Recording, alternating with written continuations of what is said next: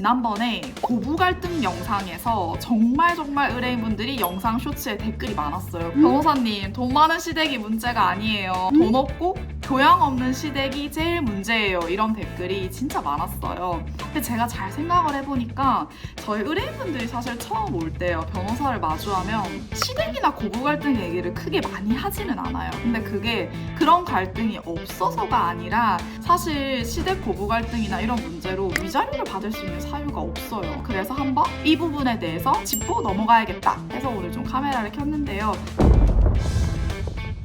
안녕하세요. 빠르고 확실한 해결 불도저 변호사 추은혜입니다. 제가 말하는 교양이 없다는 건요, 뭐 학벌이나 경제적인 이런 문제가 아니에요. 제가 정말 가사소송 한 1000건 넘게 해보고 진짜 상담까지 합치면서 3000건은 넘게 한 것 같거든요.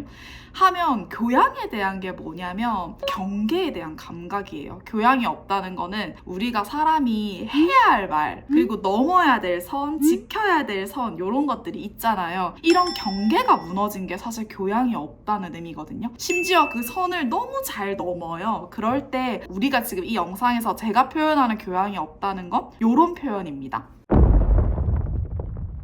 돈 많은 집 시댁은요, 컨트롤을 하려고 해요. 그런데 돈이 없고 교양이 없는 시댁은요, 흡수를 하려고 해요. 그게 무슨 말이냐면 며느리가 진짜 내 딸인 거예요. 내 딸이면 나를 부양해야 되겠죠? 나를 부양해야 되니까 용돈을 주는 게 당연한 거예요. 그리고 며느리가 돈 좀 잘 벌어요. 그러면 그게 본인들이 돈 번 거라고 생각해요. 오히려 통제를 하는 관계는 경계도 있고 거리가 있거든요. 그런데 내 가족, 네 가족 경계가 전혀 없는 집의 특징은 그냥 며느리를 아예 가족으로 흡수해 버리려고 해요. 그런 거 얘기 있었어요. 최근에 저희 의뢰인이랑 남편이 합쳐서 한 월 소득이 1,500 정도 이상이 되더라고요. 잘 버는 부부죠. 그러니까 시아버지가 사업을 하다 어려워졌어요. 1억 정도 빚 갚는 게 너무 가볍게 얘기해요. 1억 정도는 너희 형편에 해줄 수 있지? 이렇게 너무 당연하게 손을 벌리는 거예요. 그리고 남편은 한 1억 정도 해주는 거 어때? 와이프가 동의하지 않아. 그럼 그냥 본인 월급으로 일부 생활비만 주고 그냥 혼자 도와주는 거죠. 이런 문제들. 그리고 제가 그런 얘기도 들어봤어요. 변호사님, 시댁 갈 때 옷 같은 거 신경 쓴 적 있냐고. 그래서 왜 깔끔하게 입고 가는 거 신경 쓰냐. 그게 아니래요. 후질근하게 입고 가야 된대요. 옷 브랜드, 애들 좀 때깔나게 예쁘게 입히고 가면 너네 요즘 좀 살만하네 이렇게 보는 거예요. 그러면서 용돈 좀 달라. 그리고 그거 안 주면 바로 아들한테 전화해서 며느리 이제 싸가지 없다고 하는 거죠. 그렇게 논의가 튄다는 거예요. 정말 보면 경계가 없고 경계에 대한 감각이 없고 며느리를 진짜 내 가족이야 라고 생각하면서 아예 흡수해버리는 이런 모습들이더라고요. 가만히 보면요, 제가 뭐 모든 심리를 다 분석해서 막 이렇게 말하려는 게 아니라 이게 다 자격지심이더라고요. 뭐냐면 사실 내 인생이 크게 마음에 안 드는 거예요. 며느리가 잘 나가고 그러면 좋아야 되잖아요. 그렇지도 않아요. 뭐 하나라도 흠을 잡아요. 근데 흠을 잡는 게 나랑 점점 거리가 멀어지잖아요. 시댁이 별 볼 일 없어요. 내가 뭐 이렇게 내세울 게 없어. 그리고 내가 내 삶이 크게 마음에 안 들어. 근데 며느리는 잘 나가. 그러면 그거 사이에 괴리가 있잖아요. 그 괴리 때문에 뭔가를 바라면서도 또 너무 잘 나가면 나랑 멀어지잖아요. 그걸 또 싫어해요. 그래서 저희 의뢰인이 이런 식으로 표현해줘서 제가 이렇게 이해하게 됐는데, 변호사님, 자기들한테 시궁창으로 제 인생을 끌어들이는 것 같아요. 근데 그러면서도 제가 잘 나가잖아요. 엄청 바래요. 이런 양가적인 감정을 시댁이 며느리에게 느끼는 것 같아요.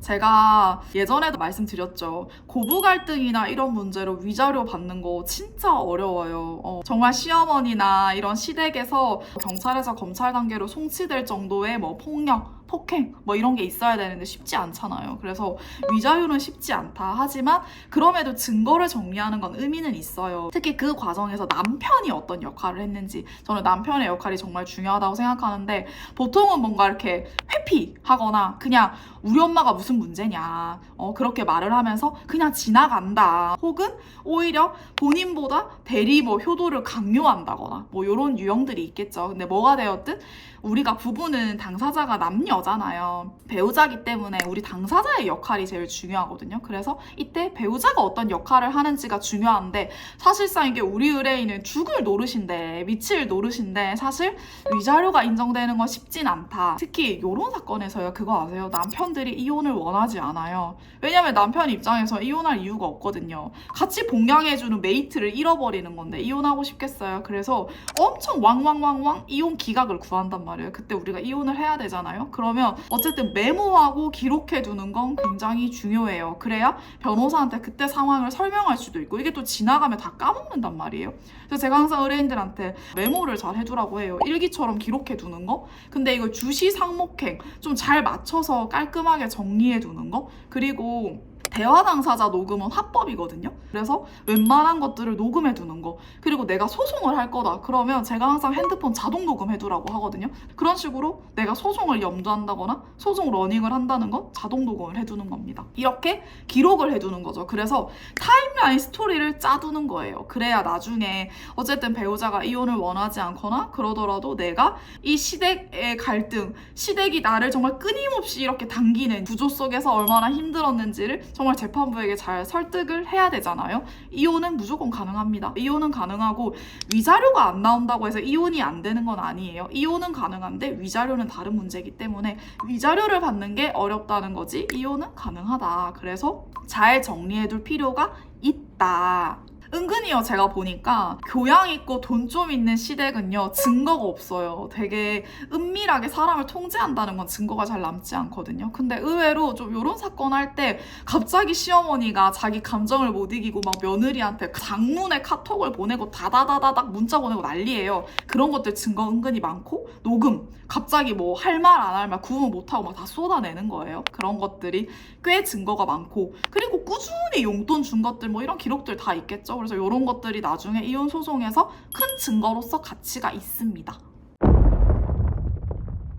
정말 제가 상담하면서 느끼는데 50만 원이 애 이름인가 이런 느낌 많이 받아요. 여러분 50만 원을 벌려고 생각을 해보세요. 아무리 두 사람 소득을 합쳐서 1000만 원을 넘게 번다고 해도 50만 원은 작은 돈이 아니에요. 애 하나에 식비 50은 기본이지 않나요? 그리고 어린이집 유치원 가면 국공립을 보내도 뭐 분기별로 내는 돈 있고 체험학습비 내고 그러면 애한테 뭐 100만 원은 그냥 들어가거든요 사실은. 그런데 저희 의뢰인이 매월 50만 원을 드렸어요. 그래서 나중에 몇 년 지나니까 그냥 몇 천만 원 드렸다고 하더라고요. 근데 50만 원, 100만 원 용돈을 되게 가볍게 생각하더라고요. 그러면서도 특히 어려운 환경에서 막 자식 하나 키운 거예요. 그러니까 내가 이렇게까지 희생했는데 50만 원, 100만 원이 뭐가 그렇게 대단하냐는 거예요. 우리 의뢰인들이 느끼는 감각은 이게 너무 당연할 때 화가 나는 것 같아요. 만약에 나이가 되게 많으세요. 그래서 정말 활동하기도 어려울 정도면 우리들도 40대, 50대가 좀 되어 있고 경제적으로 그래도 좀 여유가 있어요. 그때는 사실 도와드릴 수 있죠. 근데 경제적 활동을 할 수 있는 이때는 사실 용돈을 왜 그렇게 많이 드려야 되는지 모르겠어요. 그래서 너무 50만 원, 100만 원을 애 이름 너무 쉽게 생각하지 말아달라. 되게 젊은 3040들에게 50만 원, 100만 원은 월 지출에서 꽤 큰 포션입니다. 이거를 정말 시댁에서 시부모님들이 아셔야 될 것 같아요. 돈 많은 시댁은요 자식을 컨트롤로 묶어요. 이렇게. 근데 돈이 없고 교양이 없는 시댁은 자식을 죄책감으로 묶더라고요. 정말 그 죄책감을 느끼게 하는 수많은 단어들, 워딩들. 진짜 이 영상을 보는 분께 말씀을 드리고 싶어요. 이 가족의 그 깊은 뿌리는요 며느리가 해결할 수 있는 일이 아니에요. 그래서 이런 과정에서 만약에 고통받고 있다면 사실 위자료 받는 거 포기하시는 게 맞고 계속 그냥 용돈 드리는 거 이거 되게 월 지출 크잖아요.